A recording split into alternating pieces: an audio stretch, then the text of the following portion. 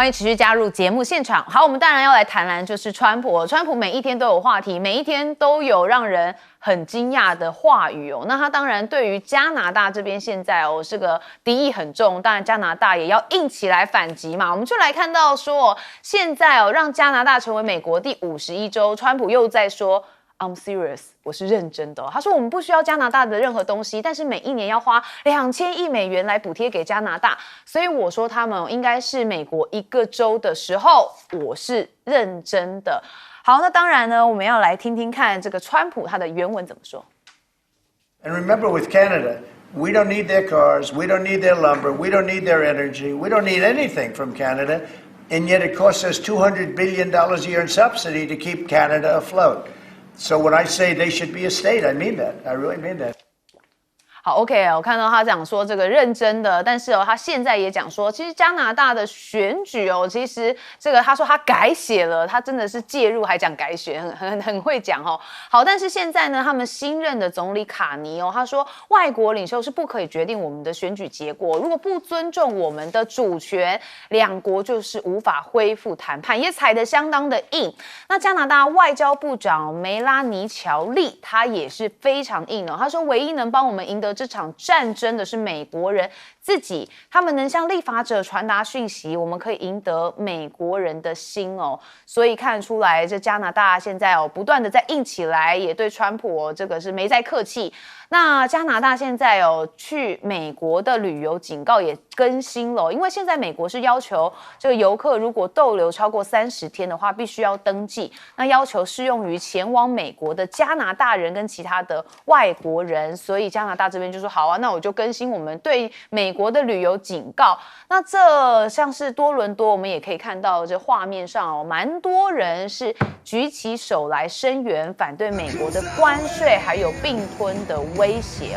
那甚至有一些人也是苦哈哈，因为像是底特律跟加拿大的抗议者也是跨河来集会反对川普担任总统因为他们就聚集在美加边境的两侧嘛。你可以看到现在这个两国的反对势力撕裂的氛围非常的重那当然也有一些厂商是认为说这样子对我们的状况不好因为我们看到在纽约州的普拉茨堡其实企业很担心那这个地区其实被严重的依赖跨境的顾客嘛，像是加拿大人每年在这个地区消费是5亿美元所以如果这两国关系不好，当然他们就受创啦。那最近美加的关系变化就开始对一些企业造成了影响。不过我们要看到在这个加拿大跟美国之间之外，还有中国大陆跟美加之间的关税。那现在加拿大这个对于这个被中国也是课征了像是这个水产部分增加25%的关税之后，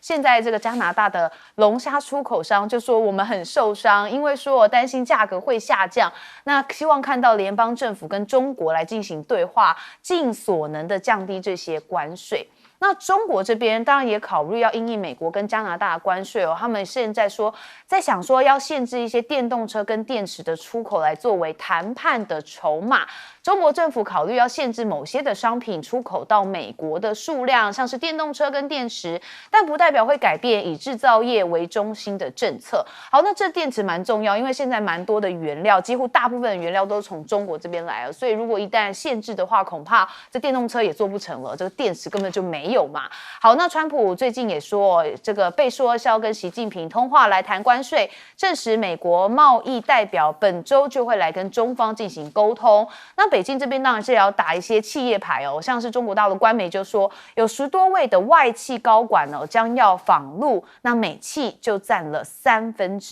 所以我们可以看到中国大陆的商务部长王文涛也开始做了一些动作那高关税说没有办法阻止我们从中国订货，这美国企业是直接讲得很明白，这是美国的自动贩卖机的业者，他说中国的零件更便宜啦，所以就算是有这个关税，我也没办法阻止我从那边订货，因为中国是便宜又容易买到那现在要看到美国他是不是有一些回力镖也打到自己身上，因为现在川普想买蛋，但是呢他本来想从欧洲买蛋，但欧洲这边对他很冷淡，谁叫你要对人家这个做那么多关税，而且还有那么多报复的行为？那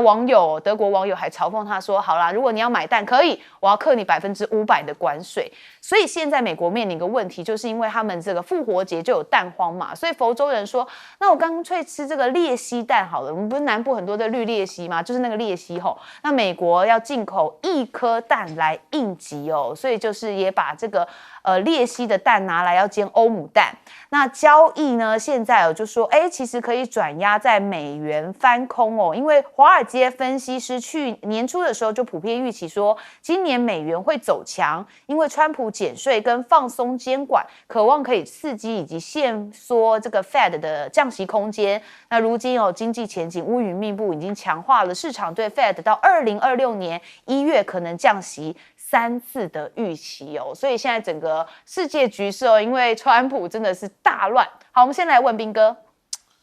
我觉得川普真的有毛病，他一直不断的去跟加拿大讲这个话到底干什么？而且你讲的根本也不是事实，你真的都不需要加拿大的东西吗？你确定？你美国每年从加拿大进口多少东西？如果你真的都不需要加拿大的东西，那上次安大略省一说要断你的电，你不是立刻紧张了？你就不敢调人家的关税，不是吗？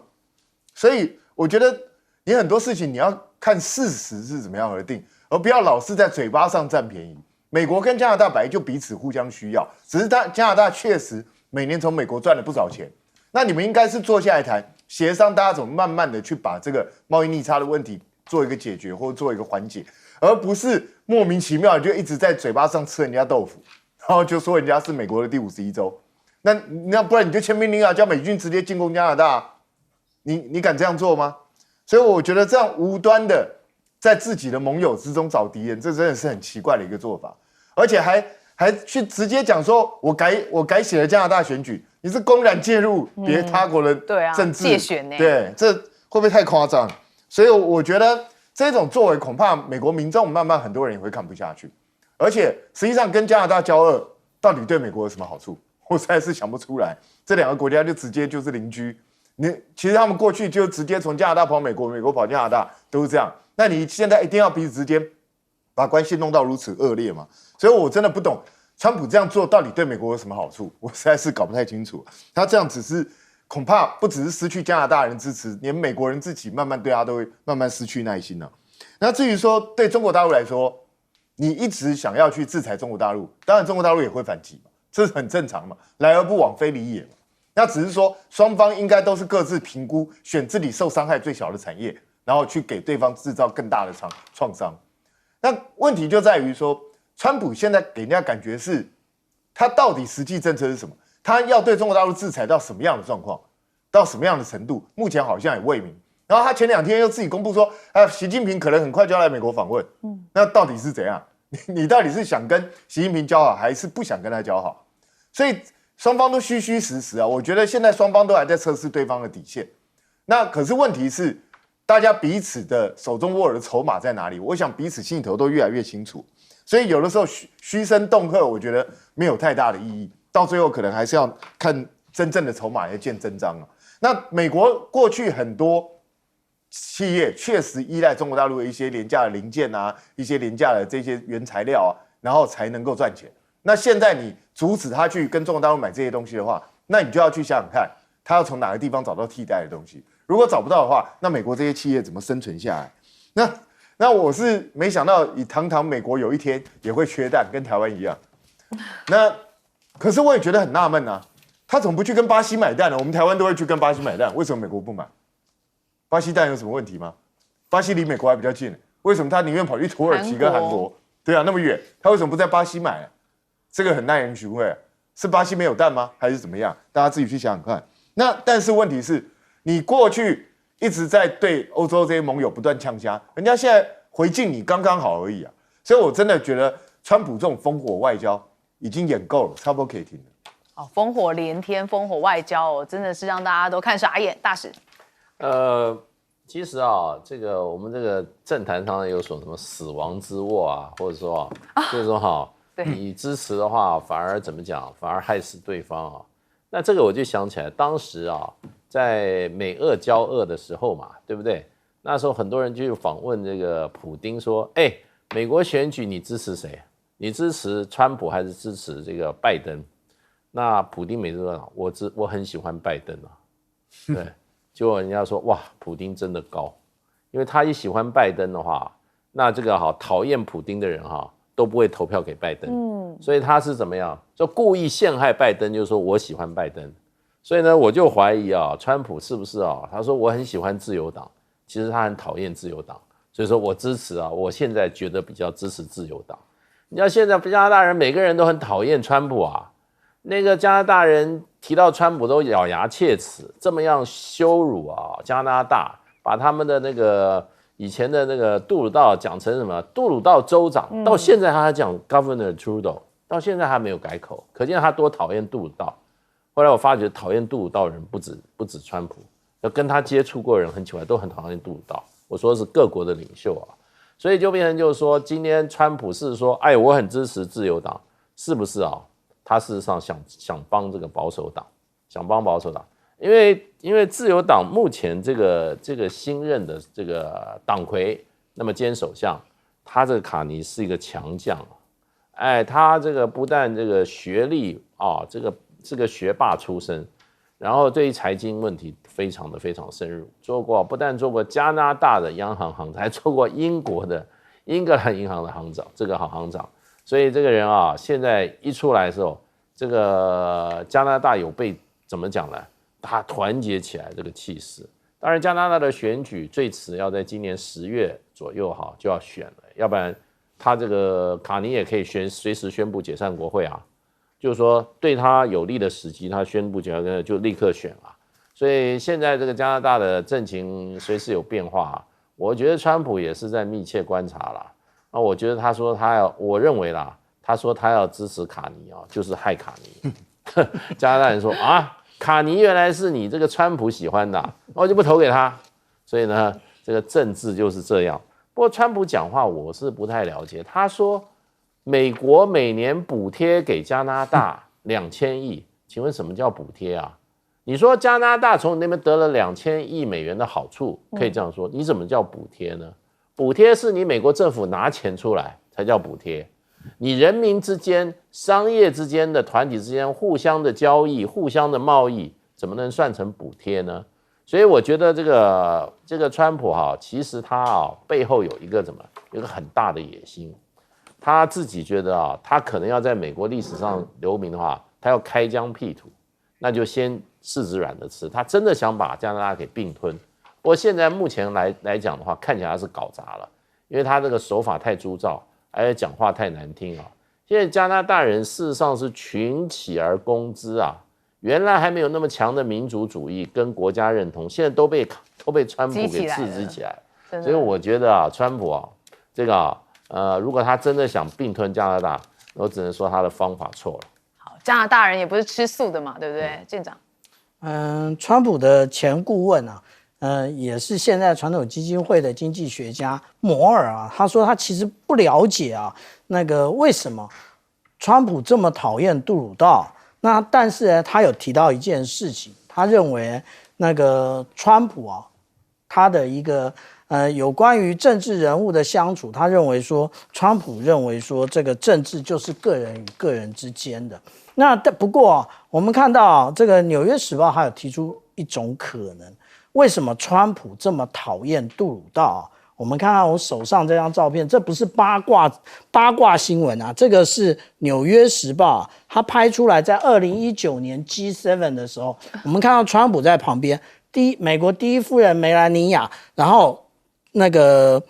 跟这个杜鲁道这个有关于这个脸颊的这个亲吻，这当然是国际礼仪啦。是。那但是呢，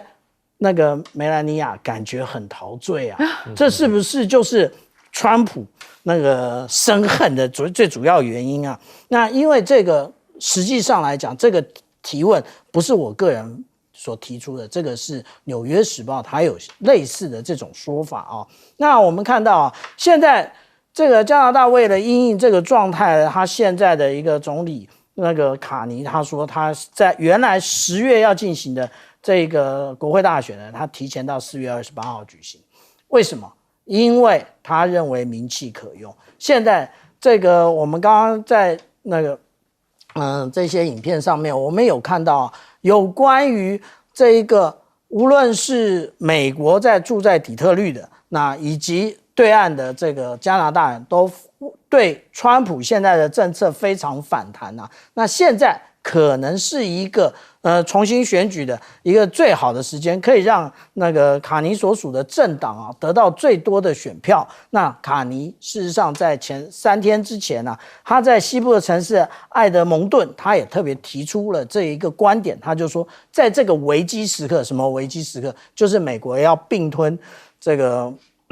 加拿大的时刻啊，他认为政府需要更强力以及明确的授权。这是我们现在看到啊，这个当初所谓的五眼联盟啊 ，G7 的国家啊，遇到了美国，你都无法抗拒啊。那另外我们讲到啊，这个加拿大呢，其实对于中国大陆也没什么好脸色，他就在去年的10月，对于中国大陆的这些电动车啊、铝材啊以及钢材，开始加科关税啊。那当然。中国大陆现在对于这些国家啊，从来不示弱。你只要对我加科关税，我绝对也是回应你啊。它回应的结果是什么？回应的结果也就是对于加拿大的水产品猪肉加征25%的关税，加征25%的关税。想一想，对照于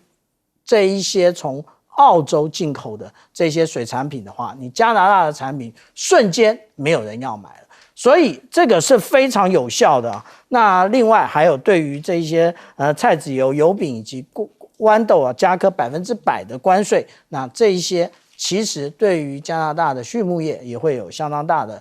影响。另外啊，也就是另外一个怼上这一个中国大陆的，也就是墨西哥。但是中国大陆没在怕的，当初说好比亚迪要到墨西哥去设厂，现在我怀疑这些技术会到美国去，所以不设了。墨西哥怕了吧？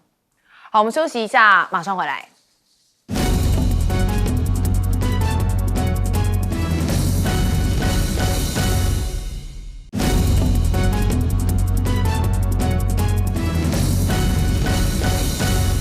好，另外乌俄战争目前进行到什么阶段啊？到底有没有要进行停火呢？其实可以看到，现在这个乌俄在这个代表已经说在明天要登场这个重新谈判，但是双方是在沙烏地阿拉伯进行，但是不会面对面的谈话，而是在各自不同的房间由中间人来进行传话。那尽管川普强调说前所未有的接近和平，但是看起来这个立场仍然是分歧相当明显。好，那我们也才讲说这个川普不是还说，这个有部分停火，就俄罗斯马上就空袭了乌克兰，所以很多人说到底在玩什么把戏因为可以看到这个俄罗斯空袭乌克兰东部城市，也导致当地部分区域是断电的状况。另外，美国特使他则是蛮特别的，他是中东特使魏科夫，他最近说这个普辛不是坏人他是讲说他觉得他非常坦率，他蛮喜欢他的，但是他也是认为说这乌俄战争最大的障碍就是在乌克兰被俄国占领的4州以及克里米亚的主权问题。他说这个议题是房间里的大象。好，那当然，现在普京跟川普之间多麻吉呢？之前川普在这个选举的时候，不是有被枪击，这个耳朵有受伤嘛？好，现在普京就说，其实呢，这个普京在川普去年竞选时遭枪击之后，曾经到当地的教堂为川普来祈祷。所以他回到美国之后，这个中东特使回到美国转达给川普之后，川普相当的感动啊，所以2个人麻吉就是理所当然。我还在这个俄罗斯这边帮你祈祷好，那当然我们看到这个中东特使魏科夫，他到底是谁呢？其实他大有来头他跟这个川普也是麻吉是最亲密的朋友之一。他67岁在纽约长大，也曾经接受过房地产开发的训练，都是共和党的金主跟川普相识非常久了。数十年。好，他一就任就任命他为中东特使，然后他的职责范围大家也看到了嘛，这个不限于中东所以现在很多人说这卢比欧也就是国务卿恐怕有点被冷冻的感觉啦。好，那是因为很多人就说卢比欧确实也多次让川普蛮丢脸，像是跟马斯克有发生争执，或是白宫椭圆形办公室不是跟着泽伦斯基嘛，也是无精打采的加拿大迷你红毯这件事情也是蛮羞辱这个卢比欧的。那我们看到乌克兰现在也喊说，这个干脆同归于尽好了。有人说这个是爆料说泽伦斯基的前顾问爆料，有人提案说干脆是炸毁乌克兰的核电厂好了，玉石俱焚好了啦，炸毁所有的核电厂，宁死也要拉所有人陪葬。不过德国现在也说，中国确实有考虑要派维和部队前往乌克兰哦，而且说要把它纳入成志愿者联盟。那这个可不可能呢？另外，我们看到现乌这个原乌现一个分歧哦，北热南冷，这讲的是欧洲地区，所以他们27号再开峰会，要促使赶快停战，以及现在川普不确定性真的太高了，所以欧洲要制定说10年的防务计划，取代美国在北约的一些地位哦，所以你可以看到这个川普把世界搞得大乱。现在不是说乌俄战争马上就可以停吗？也没停。好，所以我们先问彬哥。现在看起来就是在美国的压力下，乌克兰不得不去做这样一个谈判。实际上，乌克兰现在手中的筹码大概也都用完了。你库斯克已经被俄罗斯夺回去了，那在乌东这边战事显然也没有什么看起来有反攻的希望，所以现在就是一步一步逼着乌克兰去吞下去。那这魏科夫甚至已经讲得这么明显了，甚至第一个乌克兰已经大概决定不再寻求加入北约。那第二个更糟，就是他可能要承认他的这些领土可能会丧失。然后第三个，他可能还被逼要改选。那这是什么意思？就是表示美国跟川普跟普丁联手，就是要把泽连斯基赶下台，不就这个意思吗？所以我觉得大概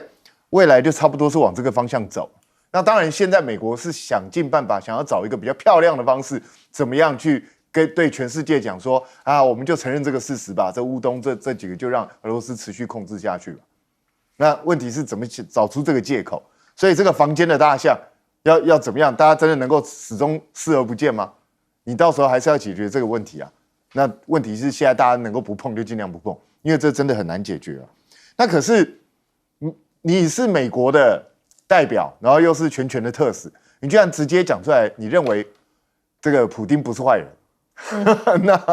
那你的立场是怎么样？那大家也就可想而知了嘛。那我看乌克兰人听了，大概心里头也是凉了半截，大概就是这样子被做掉，所以这蛮惨的。那可是他是川普的好朋友是事实，那川普显然对他非常信任，连这么重要的事情哦，其实这个在美国史上非常少见，一个牵涉到这么复杂国际情势的东西，居然让一个这样的人，一个商人来去负责处理，真的是蛮诡异的。那但是川普的行事风格就是这样，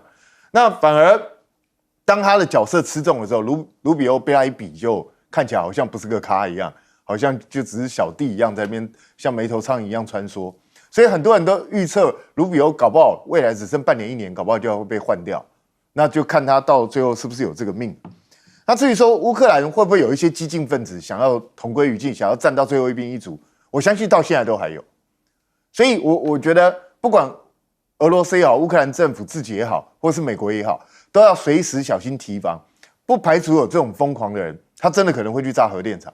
他真的可能想尽办法搞一些大破坏，然后想尽办法就是要同归于尽。所以我觉得这个是未来都一直可能存在的危机，千万不要小看这个危机。那当然要炸核电厂也不是这么容易，但是若是他的内部的人呢，这恐怕就很麻烦。那至于说中国大陆会不会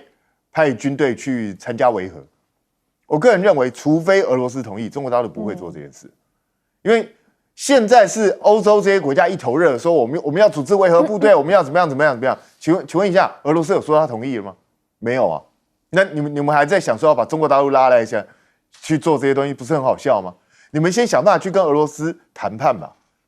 你跟俄罗斯直接达成协议，恐怕才有未来可以讲。不然的话，俄罗斯的主张应该是根本不准你欧洲任何军队进来。那请问一下，你怎么解决这个问题？那当然，美国现在川普摆出这种态度，让欧洲人很紧张。可是你说欧洲10年之内就有办法取代美国在北约中的地位吗？我看恐怕是非常困难。哦，真的蛮困难的哦。很多人知道欧洲的状况就会知道。好，大使。其实这个 Rubio 可能是美国有史以来权力最小的一个国务卿，因为很少说他一上任的时候，他的老板美国总统任命了超过10个特使也就是说这个中东特使，什么这个以色列特使，然后呢又什么这个乌克兰特使、俄乌特使一大堆特使。然后还有些这个议题的特使10个，这些都是属于这个怎么讲，应该是国务院管辖的业务嘛。那现在川普的意思就是说，这些特使都直接跟我报告，跟你 Rubio 没关系，你们平起平坐。出去谈判的时候，川普要派他的国安顾问，对不对？那另外这个中东特使也去 ，Rubio 也坐在那个地方。那请问谁是头？对，最后那个 Rubio， 我觉得他就变成整个哈，他跟传统的国务圈啊，权力很集中在他手上啊，是完全怎么样？完全是两回事。所以我觉得他也是意兴阑珊呐。我觉得他现在大概在衡量的就是说，他还是很有前途的一个怎么样？美国的政治新星。我觉得他应该还想更上一层楼了。他现在应该在想的话，我替他想的话，或者他自己应该想的话，就他怎么从川普这个局里面脱身，不受到任何的怎么样伤害，他将来还有机会或者去竞选到这个州长，或者怎么样，再竞选什么，再竞选这个美国总统都有可能啊。这个年纪，对他的资历，所以我觉得他现在处境是很尴尬。不过他必须要认清事实。真正在对外事务最核心的川普的幕僚不是他，最核心的就是谁？就是魏科夫。这是川普40-50年的老朋友啊，年轻的时候就穿一条裤子长大的对，到现在还没事就陪着川普一起打高尔夫球。所以关键的，现在川普的对外关系最关键的是什么？最关键的就是把这个普丁搞定。普丁是谁去谈的？普丁所有事情都是魏科夫去谈的。然后呢，普丁也只见魏科夫。普丁很清楚，今天在这个对影响川普做出重大外交决策就是魏科夫，所以魏科夫才是真正的美国的国务卿。另外还有一个国务院内部的领导是谁？他搞清这个Rubio 要搞清楚是马斯克。因为为什么？马斯克要帮助川普来裁并掉国务院这么大衙门里面这些民主党的余孽。跟怎么样一些冗员，那居然Rubio 还起来反对，跟马斯克吵架，所以呢，我觉得Rubio 事实上即使他不被fire 掉他自己会干得很怎么样，很窝囊啊。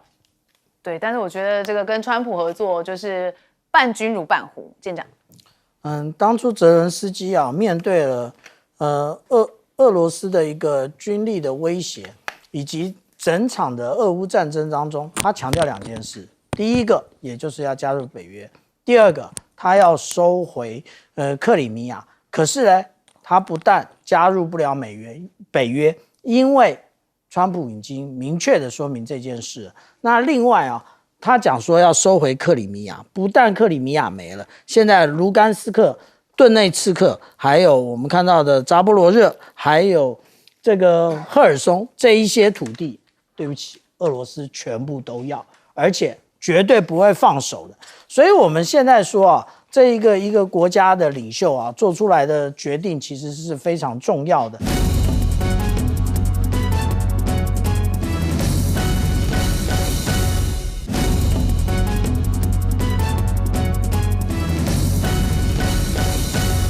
美中之间的关系呢，现在双方要对谈的吗？那对谈的话，川普抛出说对等关税其实有弹性的。他怎么讲呢？他说：“哎呀，大家都朝我讨论关税问我是不是有例外？但如果先例一开的话，就必须适用所有人。不过弹性弹性这2个字呢非常重要，所以呢，现在具有弹性基本上是对的。那川普表示呢，跟习近平会谈之后呢，他说我跟他有很好的关系，但我们也有1兆美元的逆差。”那现在看到了，包括了何立峰呢，现在也挥舞川普的麻吉议员，他重申反对经贸问题政治化，说反对政治化、武器化还有工具化，要建立在各个平台上面，对等的平台上面。那戴恩斯怎么说呢？他说现在访问正值中美需要讨论一些重要议题之际，他也坚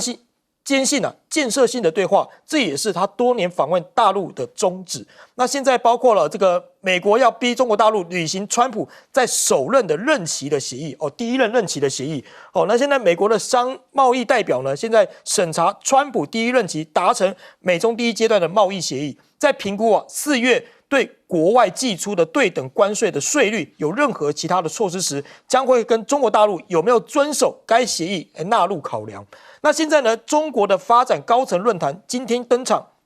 之后呢，库克还有世界等500大的强企业的高管都出席了，好，包括像西门子的总裁，包括苹果公司的总裁，包括三星电子，好 ，B&W， 好，宾士，哦，高通，通通都会参加。那是不是像等于是各国企业的高层呢，都在到中国大陆来找寻新的市场所在？再来看到就是美国跟加拿大还有中国之间的关系，现在风云变色啊，因为因应美国跟加拿大的关税，中国现在考虑要限制电动车的还有电池的出口来作为谈判的筹码。中国政府的顾问表示说北京现在讨论限制对美国的出口，并不代表可以变以制造为中心的政策。那相反呢，如果一些官员认为这是北京可以运用来跟川普谈判的方式的话，甚至可以帮忙提升中国的产业链价值。那加拿大部分呢，因为现在跟这个中国大陆跟美国关系都非常紧张，那现在呢，加拿大更是更新赴美跟赴中旅游的警告，因为近期川普的威胁征高关税的关系要加拿大成为51州。那中国呢，在近几个月处决4名加拿大的罪犯，导致这个三方关系开始紧张起来。那现在的加拿大人呢和其他外国人访问美国超过30天，必须向美国政府登记。更警告，如果你有双重国籍的加拿大人在中国应该要高度谨慎，向中国当局呢出示证件时呢要使用加拿大证。那现在呢，中国跟加拿大修复关系是有条件的，什么条件呢？要这个注册投资的限制，还有接纳 DCIC 对等贸易的一些关系，还有北极的合作，应该采取一个开放的态度。这个是中国驻加拿大的大使，他说加拿大政府呢必须取消近年来对中国投资的这个设置的限制，称加拿大向中国这个商品的关税是盲目追随美国。那加拿大总理呢现在立刻计划就跟中国大陆大规模的猪肉还有油菜籽关税进行会谈。这个卡尼承诺在举行联邦选举之前呢，这个问题呢将跟习近平直接来做接触。那对于像这个油菜的生产商啦、猪肉商啦、加工商等等的，目前这些农业不确定的来说都有希望，因为这个是优先事项。那加拿大本地呢，其实也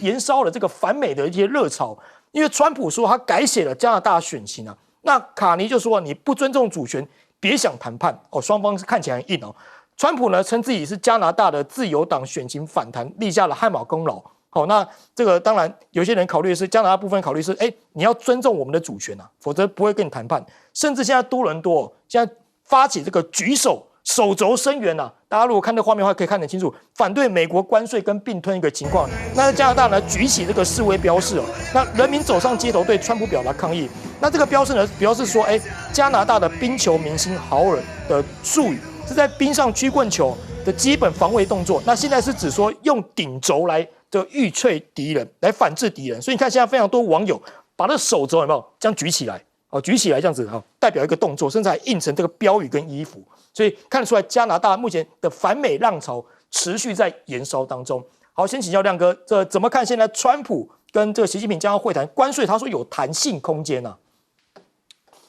我觉得川普喊价都是为了真的谈判所以那个喊价都是暂时的可是对等关税有2个基础嘛，第一个就是你对美国的贸易顺差大到什么程度？是，那中国大陆就是2549亿这是第一名嘛，你这个不可能变的。那第2名就墨西哥所以川普要的就是，那你墨西哥要对我多买一点嘛，对，大概这一类嘛那第2个是平均税率啦。那其实加拿大坦白讲就我们讲说贸易顺差啦贸易顺差它确实也蛮大的啦，可是问题是它几乎都是美国公司是，所以美国到底目的是什么？你要那些公司回去吗？那回去东西都会变贵对，而且加拿大的东西，第一个就是油品嘛，那川普不是希望国际油价能够下跌，所以我认为川普对加拿大跟墨西哥的关税战，我认为目标相当的混乱是，那墨西哥都是汽车嘛，对，那里面有3家都是美国公司，那也有人算过说你如果要对他课税，那你美国车大概平均要涨$6000，甚至到12000，是，那这个是你要的吗？所以我就觉得他对中国那个就比较明确了，就是要中国多买一点。对，那中国现在当然就是跟他硬干嘛，加2次10%，中国完全看不到让步了，而且我也看不出他会让步了，是，就是你要我买你的能源啊、农产品啊，那我为什么要让？然后又有人在提醒就是美国的贸易代表说，中国大陆你要记得你当时对美国的承诺啊。我跟你讲，那个都是在科技战之前，那科技战今天已经打到这里了，我觉得中国大陆让的几率非常低了，是，所以我不知道他的电话有什么用。我听到一个说法是说，中方会自己调整出口的数量，自己调整啊，出口量，出口量。可是这个也不等于要买它的粮食跟那个石油嘛，它降低对美国的出口量，美国能够在别的地方买到吗？这也是问题啊。比如说沃尔玛60%是在中国采购的，那贸易战打了6年，为什么沃尔玛还是这么多在中国买？所以我觉得这里面恐怕很多不是关税的问题了，是找不到替代品，是市场决定的啊。那即使你加了关税，我还是必须在中国买。算一算，总成本还是比较低，因为你找供应链也有成本呢，那关税税率我觉得现在最忧虑的是印度了，因为印度的平均税率17%，韩国也很忧虑了，韩国13.4%，美国只有3.3%啊，我们台湾是6.5%，对所以我们台湾担心了，2个都担心了我们税率6.5%，其实在亚洲不算很高，可是我们的顺差很大，739，所以最近也传出来嘛，说台湾承诺要跟阿拉斯加买天然气嘛，不是吗？还有要去那边投资嘛，我觉得这些就比较有逻辑上合理啦，美国天然气其实比别的国家要贵啊，可是我们就是没办法，因为你贸易顺差是40%，那可是其他国家就不一定了啦，就是事实上我们周边的国家大概只有日本的关税比我们低了，它是3.5%，中国大陆7.5%啊，其实就中国大陆这个发展水平的国家也不算高啦，像那个巴西啊、阿根廷都超过10%，所以我觉得就是我们讲的对等关税，就是卡在税率嘛，那跟中国大陆这种叫贸易顺差，还有加拿大、墨西哥。可是我觉得，我坦白讲，我认为川普这一次的目的不太可能得逞好，请教杨老师怎么看呢？你刚刚看到就是讲的很多的国际的大的企业，包含美国的企业，现在都到中国大陆去。不过这个都是陆陆续续一直都在做的哈，他们都要做一些这个茶厂啊，或者是拜会。我们就比较一下哈，中国在去年进口2.5兆美元，美国是3.8兆美元。那看起来美国比较多，但是25兆也是排名第2，这个一个非常大的市场，而且它人口的消费能力越来越上来。第二点，中国现在占全球制造业的产值是33%，那联合国说到了2030年会来到45%，而美国现在只有大概不到10%，差不多10%左右。到了2030年，美国会可能掉得更低。那现在中国大陆虽然刚才亮哥讲7.5%的关税，但是因为那个是有涵盖很多的一些，就是第一个开发中国家的这个角色，第二个有一些是农产品一些保护的产业，可它现在还是开放的。你要看我们今年一个重要观察指标CPTPP 会不会接纳中国大陆的申请，它就是更开放。所以面对中国这样子，你看到美国关税起来、制裁起来，川普在那边，这个政治不会变了。你一旦关税起来的时候，不太容易换什么政府，也不太容易拿掉。你觉得你是个大企业，你要一个永续经营，你应该往哪里走？那现在中美关系第一个贸易协议，我觉得不太容易短期内达成。川普你只要拿定决心，你到底要跟中国达成什么样的一个决定？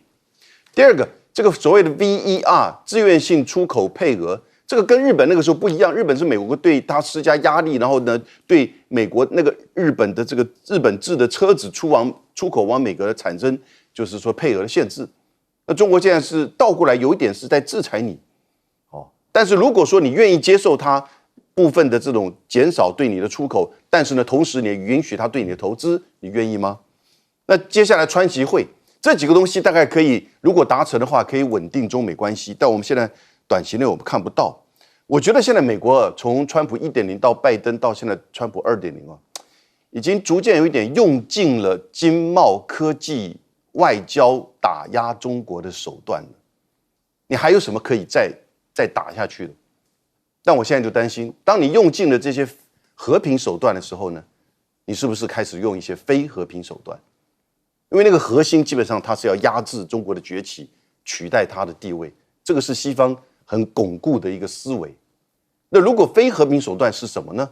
那就是3个：军事竞赛、军事联盟、代理战争。他们直接是不会直接发生冲突，因为都有核子武器，所以你就看到军事竞赛现在开始进行了。那军事联盟呢？我们在乌克兰战争的时候，你在过去拜登的印太战略的时候，你都看得到。但是呢，川普可能不喜欢这一套，好，所以呢，会不会一下子就进入到代理战争？一定要谨慎。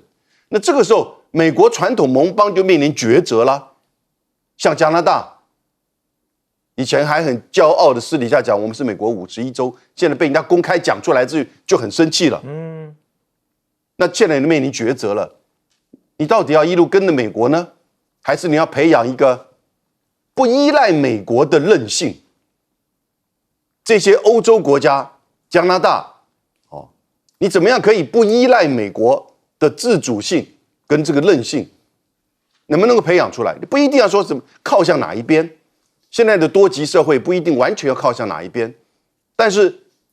不依赖某国的韧性，或者是一种自主的平衡能力，这个是这些过去非常依赖美国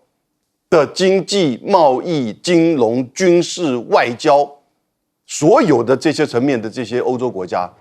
那现在德国上来这个中间偏右但又不极右的基民党，他是说要开始建立起自己的，就是说欧洲的自主性。我是不太看好欧洲了，因为基本上其实就跟英国在2次大战之后，一直要到苏伊士战争结束，他才发现到他已经不是世界帝国了。那这一次的俄乌战争呢，大概也对欧洲是一个好像是一个警讯哈，你已经不再是一个单一强权，你怎么样维持不依赖美国的韧性，这个是你的挑战。好，请教左教授。好，这个中国大陆的这个驻这个加拿大大使最近接受了加拿大的一家报纸的这个专访哈，那当然就谈到了，就是说中国大陆有可能跟加拿大来谈这个自由贸易协定。那当然，他也提出了一些他的这个希望这个双方希望加拿大改善的一些事情，当然包括这个中国大陆的国有企业在加拿大的一些投资，当然也包括加拿大政府禁止使用这个 DeepSeek 这些事情。但整体来讲，我看出来大概整个方向会是怎么样呢？第一个就是说，中国大陆现在主要是跟美国周边的国家跟美国现在因为贸易的关系发生摩擦紧张的，他希望这个释放橄榄枝。当然，一个类似的情况就是澳洲，因为中国大陆最近才跟澳洲签了要购买这个液化天然气，每年60万吨，所以他等于是把这个诱饵放在那里，就是说，那你其他这些国家，你要面对这个川普的这个关税，还是要进一步来开发这个中国大陆的市场，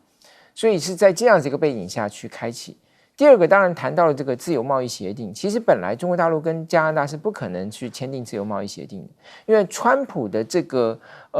川普当时在第1任的时候跟加拿大跟这个墨西哥改变了原来的这个北美自由贸易协定，变成了是美墨加自由贸易协定。那个时候有一个条款叫读完条款，就是说你任何一个国家，这3个国家中任何一个国家跟非市场经济国家签署了自由贸易协定，就可以被踢出这个自由贸易，就这个美墨加自由贸易协定，它就是针对加拿大，因为加拿大那个时候已经跟中国大陆签了这个投资保障协定。那是为什么现在中国大陆要提出这个呢？那就是说，你看，你跟美国签了，你加拿大跟美国签了自由贸易协定有什么用？川普要来关税，还是来关税啊？对不对？他以前跟你签了北美自由贸易协定，说改就改了，所以那为什么不来跟中国大陆来谈这个东西？所以我觉得他其实是有很强的这种，就是大家一起来去应对川普这个巨大变数的这样一种号召。那么也有一点就是说，表示说中国大陆会是一个遵循多边贸易规则这样子的一个主张，就说哦，如果美国放弃了多边这个秩序，那中国大陆愿意把它承接起来。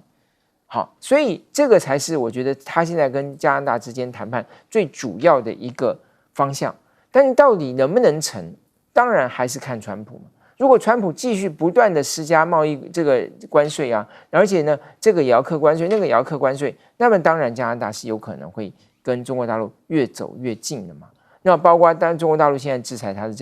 这个菜籽油，这个东西是加拿大出口中国大陆最大的商品啊。所以它其实影响力其实是不小的哦。那因为它也有一定的互补性。我们刚才讲，就是说中国大陆跟澳洲购买天然气，那加拿大对美国出口最大中国商品是什么？就是石油，就是这个能源产品啊。那中国大陆也可以向加拿大购买啊。所以这个诱饵对加拿大是存在的。可是关键就是美国是不是能够让它的关税更有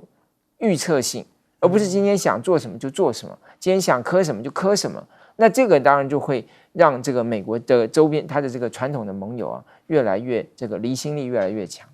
好，我们来看到就是这个美国跟俄罗斯还有乌克兰呢谈判即将登场。那泽伦斯基现在还有筹码吗？我们先看到这个卢比欧现在风头被抢尽了。怎么说呢？川普的外交团队暗潮汹涌，魏科夫抢尽风头，国务卿卢比欧反而成为配角。CNN 指出呢，美国的这个国务卿卢比欧在国际舞台上地位，某种程度上已经不如川普任命中东问题的特使魏科夫，因为魏科夫在川普的一些最引人注目的外交胜利当中发挥主导作用，而前往中东各地，甚至还为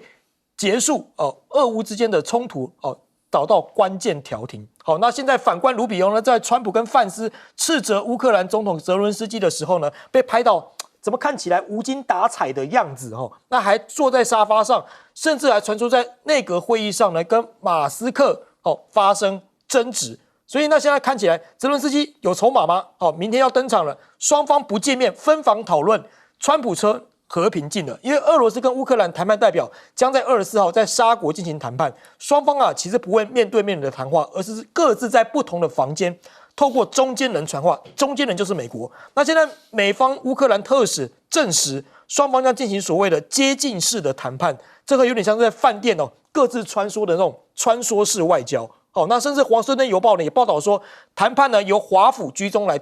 协调，焦点放在黑海地区的能源设施跟停火的提案当中。川普特使表示这个泽伦斯基大致上认了乌克兰无法加入北约，还同意举行大选。这个中东特使他接受访问的时候直接讲说，要达成和平协议乌克兰就不能成为北约的会员国。相信泽伦斯基大致上已经接受了。那现在和谈的关键在乌克兰是不是要对领土来做出让步？这个是这个关键。那现在呢，乌克兰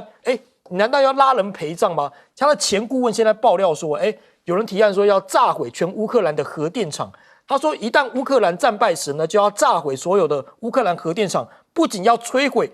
能够攻击到俄罗斯的核电厂，也要炸毁我们自己的设施，确保敌人无法夺取可是这样的情况呢，这被形容是握着手榴弹的猴子所以有这样的传言出来。那甚至现在俄罗斯跟乌克兰加强无人机的空袭，莫斯科击落47架，基辅呢摧毁了100架所以你看这个照片，到处都有这种战争的还是持续的感觉。那德国媒体呢直接报道说，中国现在考虑加入乌克兰的维和行动的自愿联盟。德国的这个媒体引述消息人士报道说，中国正在考虑参加潜在的乌克兰维和部队的行动，将中国纳入志愿者联盟，有可能就会提高俄罗斯对于维和部队进入乌克兰的接受度。那再看到现在欧洲其实呈现一个分歧的意见了。那德国现在会甩掉病夫的困境因为川普的不确定性因素太高了。现在欧洲要制定10年的防务计划，取代美国在北约的地位这个英国、德国、法国与北欧国家目前正在制定计划，打算在未来的5到10年之内呢，逐步接管美国在欧洲的防务任务，减少对华府的依赖。那现在有抛出说这个重新武装欧洲，但是前景不明。这个西班牙的这个首相直接抛出说，反对欧盟使用重新武装一词。那意大利的总理同样认为说，重新武装一词呢也有误导性所以这两国现在有跳出来。这个对于这样前景的计划是不明的一个情况。好，那德国呢？刚刚提到德国是不是要一甩掉病夫的困境呢？德国现在国会啊要大手笔重新武装援助乌克兰来开绿灯哦，要提供大概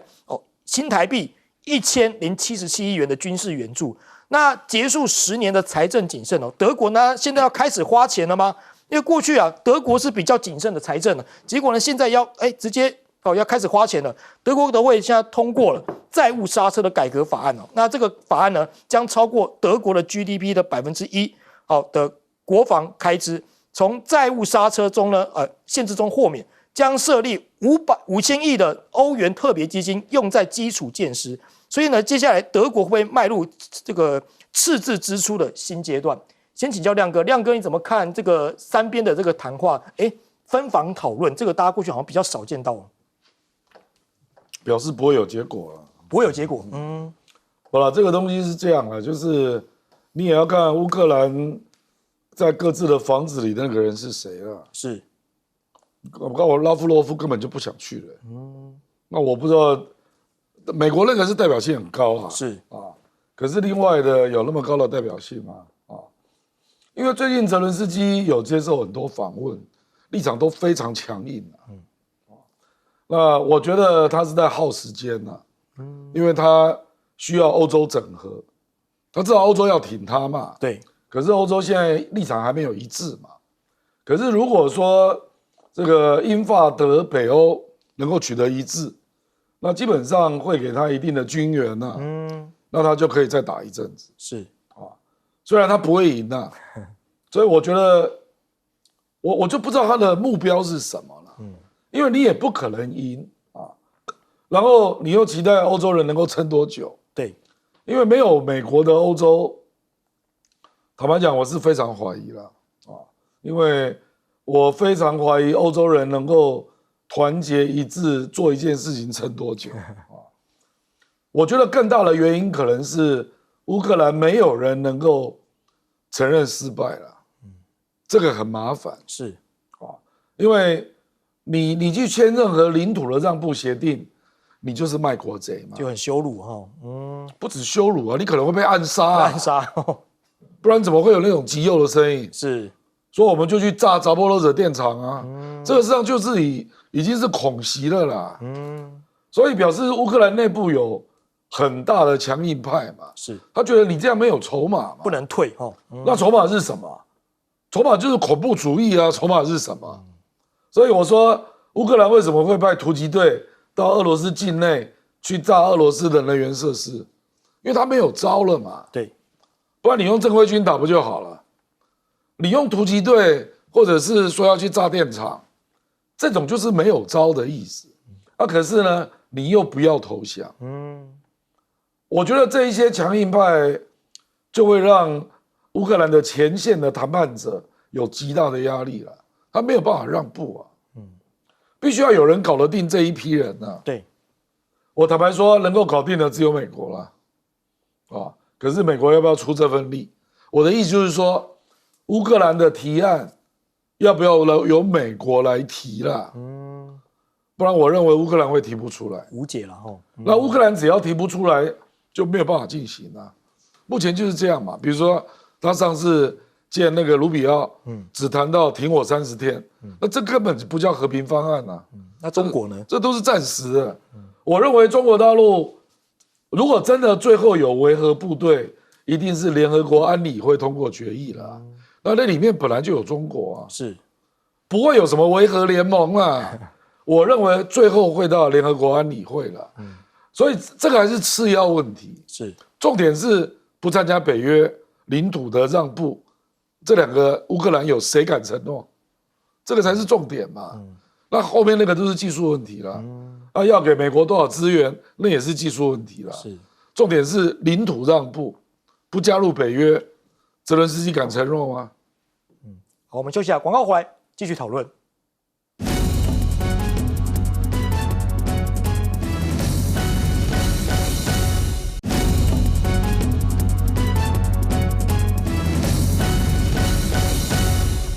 欢迎回来，新闻大白话，我是罗旺哲，来请教一下杨老师，杨老师怎么看明天要登场这个谈判那美俄乌他们会拿出什么样的策略呢？